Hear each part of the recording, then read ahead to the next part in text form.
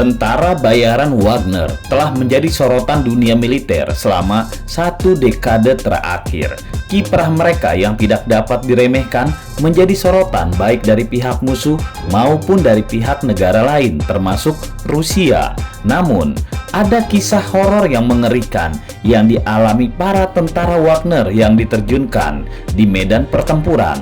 Mereka mengalami trauma yang tidak terbayangkan ketika dipanggil untuk melakukan tugas mereka. Tentara bayaran Wagner Group yang dulu dianggap sebagai pasukan yang tangguh ternyata memiliki kisah horor yang sangat mengerikan untuk didengar.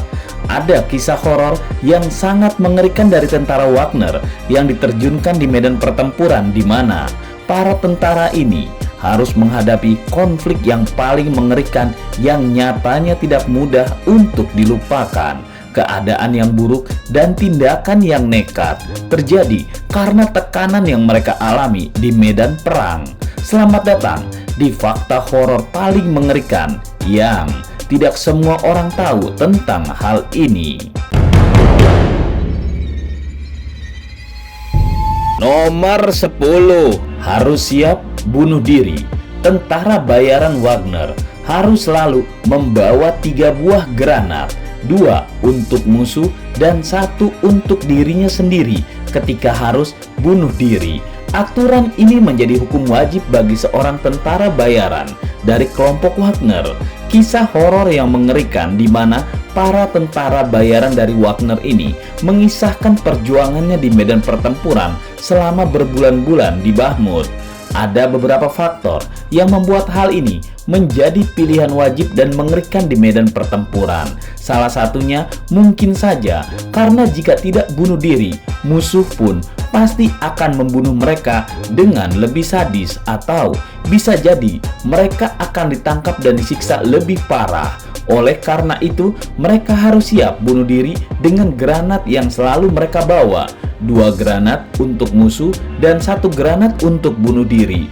Kelompok tentara bayaran Wagner adalah kelompok yang mengerikan dan tidak bisa dianggap remeh dalam hal keberanian. Mereka memiliki metode disiplin yang mengerikan dengan aturan membawa granat sebagai pilihan bunuh diri jika terjadi situasi yang mengerikan. Selama tugas di Ukraina ini artinya tidak ada jalan untuk kembali kecuali mati. Kontrak selama 6 bulan sebagai tentara bayaran sama saja kontrak kematian. Nomor 9, seperti pasukan bunuh diri, 2 mantan tentara dari perusahaan militer swasta Rusia, Wagner, mengungkapkan pengalaman mengerikan mereka saat mereka berperang di Ukraina. Keduanya ditangkap oleh pasukan Ukraina dan mengungkapkan semua ketakutan mereka. Menurut salah satu tentara, "Satu kelompok kami terdiri dari 90 orang. Saat serangan pertama terjadi, 60 orang langsung tewas karena tembakan mortir dan hanya segelintir orang yang selamat. Itu pun terluka parah." Kisah ini menjadi bukti keganasan dan kedahsyatan perang yang terjadi di sana. Jujur saja, para tentara bayaran ini kaget dengan keganasan perang seperti ini. Mereka seperti sekelompok pasukan bunuh diri yang dikirim satu persatu kelompok ke garis depan. Jika satu kelompok gagal, mereka akan mengirim kelompok lain lagi. Hal ini menunjukkan bahwa nyawa tentara tentunya tidak dihargai dan dianggap hanya sebagai sebuah alat untuk mencapai tujuan. Mengerikan memang, namun kisah para tentara bayaran Wagner seakan menggambarkan perang seperti kuburan hidup. Mereka dihadapkan pada situasi adu domba, di mana yang kuat akan bertahan hidup, sementara yang lemah akan mati sia-sia. Perang dapat menciptakan ketakutan yang mengerikan dan trauma bagi siapa saja yang terlibat di dalamnya. Nomor 8, hutan adalah tempat paling horor. Hutan di perbatasan Donetsk, Ukraina sangat horor mengerikan. Para tentara yang berhasil selamat dari tugas tersebut mengungkapkan bahwa tugas menyusup ke dalam hutan sangat sulit karena ranjau darat tersebar di mana-mana. dari 10 tentara yang ditugaskan menyerang lewat jalur hutan, 7 diantaranya tewas seketika. Semua itu tidak membuat tentara bayaran yang selamat bisa mundur. Karena jika mereka tidak mundur, maka mereka akan terkena tembakan musuh. Ketika tentara Ukraina mengetahui keberadaan mereka, mereka dihujani tembakan dari semua sisi, membuat para tentara bayaran sulit untuk mencari perlindungan. Tanpa bangunan, hanya mengandalkan pepohonan hutan saja. Dalam keadaan terluka, para tentara bayaran masih harus melanjutkan pertarungan karena tidak ada istirahat bagi mereka.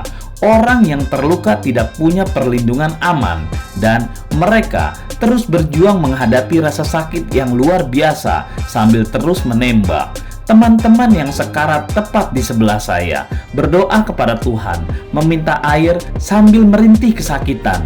Jangan pikir dia dapat meletakkan senjatanya lalu beristirahat dan tidak ada lagi yang akan terjadi. Paling lama, pertarungan sengit dimulai lagi dalam waktu 10 menit kemudian. Kata tentara bayaran yang selamat, tentara Ukraina akan terus mengejar kami semua tanpa memperdulikan luka dan lelah. Kami harus terus bergerak, kata mantan tentara Wagner yang selamat dari misi di hutan. Nomor 7, perang horor karena tidak ada evakuasi korban.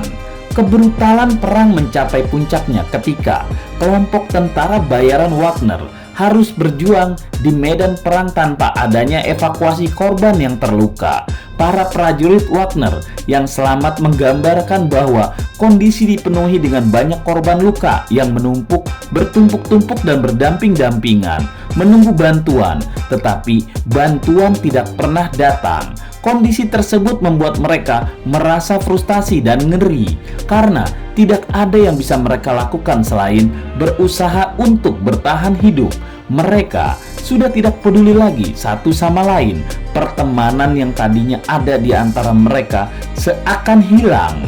Yang mereka lakukan hanya fokus untuk menyelesaikan pembunuhan terhadap tentara Ukraina yang terus berdatangan dan harus mereka hadapi tanpa henti demi bertahan hidup. Tentara Wagner yang selamat mengatakan tidak ada evakuasi korban yang terluka. Korban menumpuk berlusin-lusin dengan kondisi luka parah. Karena tidak ada evakuasi, mereka semua tidak lagi benar-benar memikirkan siapa yang tewas dan siapa yang terluka. Mereka hanya memiliki insting untuk bertahan hidup. Mereka menjadi mati rasa terhadap teman-teman korban dan harus terus fokus pembunuhan terhadap tentara Ukraina yang harus mereka hadapi. Nomor 6, mundur berarti mati bagi tentara bayaran Wagner. Di medan perang, setiap langkah yang salah bisa berarti nyawa. Alternatif dari berjalan menerobos hutan dan melewati ladang ranjau atau menuju artileri Ukraina adalah sama saja, ujung-ujungnya mati juga. Mereka tidak bisa mundur tanpa perintah atas ancaman dibunuh di tempat. Situasi ini memaksa mereka untuk terus maju, tetapi tidak ada jaminan untuk keselamatan mereka. Tidak hanya itu, ada keputusan yang lebih menakutkan yang dipaksa oleh para komandan tentara bayaran Wagner ketika mereka memerintahkan prajurit mereka untuk menyingkirkan tentara yang terluka parah dan menderita demam kedinginan di medan yang mencekam. Tidak mungkin bagi mereka untuk mempertahankan diri sendiri dan mengevakuasi korban sekaligus. Pilihan mereka adalah brutal, menyingkirkan korban yang terluka atau menjadi korban yang ditinggalkan. Keputusan ini pasti tidak mudah, tetapi jika tidak mengikuti perintah juga akan membawa akibat yang mengerikan. Memutuskan nyawa seseorang yang membutuhkan bantuan tidaklah mudah. Medan perang membawa teror yang tidak terkatakan dan tentara bayaran Wagner harus menghadapi setiap keputusan yang bisa membuat mereka hidup atau mati. Intinya, mereka tidak bisa mundur tanpa perintah karena jika mereka tidak mematuhi perintah, mereka semua akan dibunuh di tempat. situasi yang sama di mana komandan memerintahkan mereka untuk menyingkirkan tentara yang terluka parah dan demam kedinginan. Jika mereka gagal melenyapkan tentara itu, maka mereka juga akan disingkirkan. Nomor 5. Horornya perekrutan tentara Wagner. Pada Agustus dan September tahun sebelumnya, Prigozhin tiba di penjara tempat para prajurit ditahan dengan helikopter. Dia menawarkan kontrak selama 6 bulan sebagai imbalan pengampunan bagi para narapidana. Diperkirakan bahwa jumlahnya antara 40 sampai 50 ribu orang di penjara itu. Hanya segelintir orang saja yang datang untuk mendapatkan uang. Sebagian besar datang karena hukumannya yang akan dipotong. Mereka membariskan semua orang di halaman, dan Prigozhin mulai merekrut orang dengan cara yang menyeramkan. Kandidat yang ideal adalah pembunuh, perampok, dan orang-orang dengan rekam jejak kejahatan yang buruk. Mereka diberi senjata untuk digunakan di medan perang. Ini adalah sebuah sekelompok prajurit yang terdiri dari para kriminal berbahaya yang diinstruksikan untuk membunuh semua musuh mereka tanpa ampun. Bagi para tahanan, tidak ada pilihan lain selain pilihan ini yang lebih baik. Dengan kontrak 6 bulan di medan pertempuran, dan setelah itu mereka bebas karena pengampunan atas kejahatan mereka. Nomor 4. Seleksi tentaranya sederhana sekali. Ketika kita membayangkan sebuah proses seleksi masuk dalam tentara bayaran Wagner, biasanya kita akan berpikir hal yang sulit dan rumit. Namun, kenyataannya jauh berbeda. Proses seleksi sangat sederhana. Bahkan, seorang tahanan yang sudah tua dan hanya bisa berjalan beberapa meter saja bisa masuk dan menjadi tentara di sana. Prigozhin, pemimpin dari organisasi ini, mengambil hampir semua tahanan yang ada tanpa memperhatikan latar belakang mereka. Para narapidana yang menjalani hukuman bertahun-tahun di penjara sangat tertarik dengan tawaran imbalan pengampunan yang sangat menggiurkan. Daripada harus mendekam di penjara bertahun-tahun, lebih baik ikut gabung. 6 bulan saja bisa bebas. Ratusan tahanan dibawa dengan menggunakan bis dan pesawat menuju wilayah Rostov, Rusia untuk melangsungkan proses seleksi dan pelatihan. Pelatihan yang diberikan sangat singkat dan mendasar, hanya sekedar menangani senjata dasar untuk menghadapi serangan yang mengerikan. Setelah pelatihan selesai, para tahanan langsung diterjunkan ke medan pertempuran. Tentara yang direkrut tanpa seleksi yang memadai dan memiliki pengetahuan serta keahlian yang minim menjadikan kisah ini sebagai kisah horor yang menakutkan di medan peperangan nantinya. Nomor 3. Tentara bayaran Wagner pergi untuk mati ke Ukraina. Mereka yang diterjunkan ke Ukraina dalam keadaan tidak siap dengan proses seleksi yang dangkal dan pelatihan yang minim. Dalam sekejap, mereka disadarkan akan kengerian perang dan keterlibatan mereka di dalamnya. Tentara bayaran Wagner yang berpangkalan di Rusia awalnya menuju Ukraina dengan tekad untuk berperang.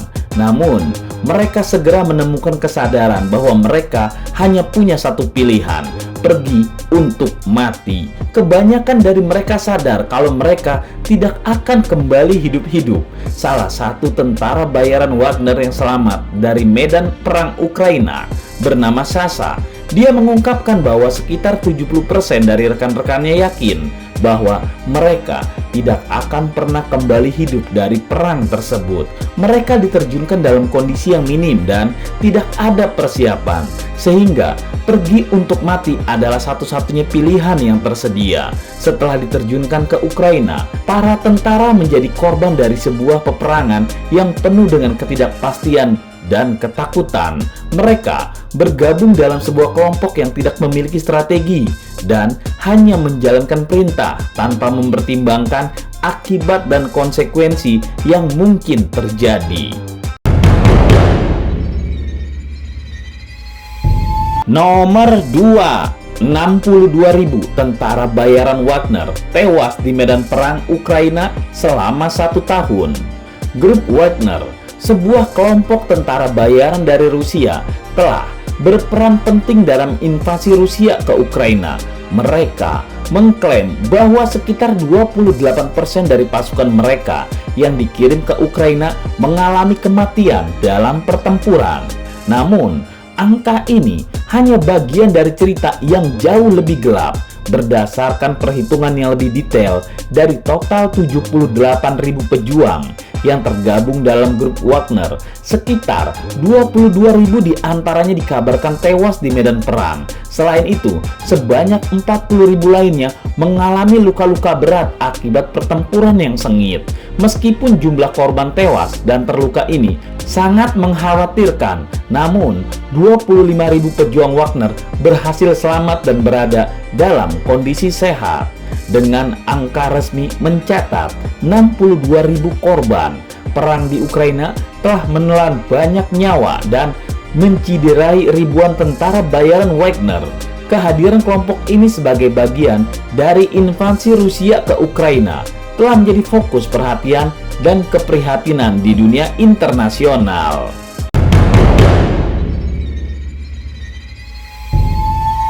Nomor 1, medali untuk 1 dari 40.000 orang.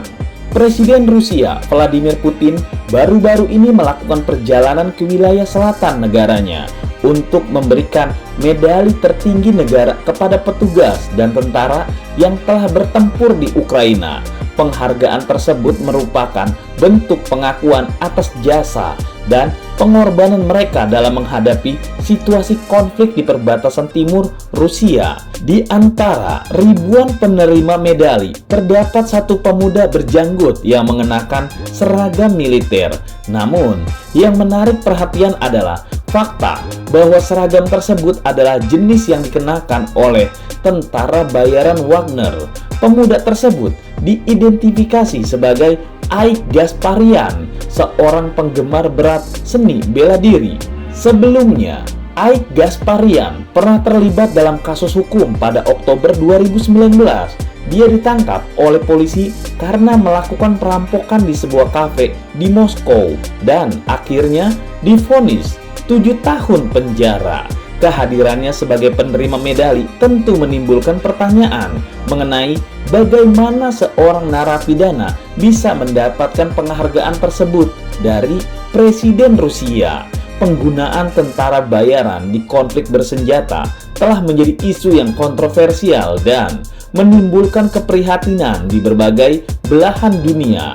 Peran mereka dalam situasi konflik seperti di Ukraina menimbulkan pertanyaan tentang transparansi dan etika dalam penggunaan tenaga kerja militer di medan perang. Nah, itulah diskusi kita. Tulis di kolom komentar apa yang kamu pikirkan agar kita bisa mendiskusikannya lagi. Yang belum subscribe, jangan lupa subscribe dan aktifkan lonceng agar channel ini terus terbangun dan kamu menjadi yang pertama mendapatkan pemberitahuan video untuk diskusi-diskusi kita yang lebih seru lagi.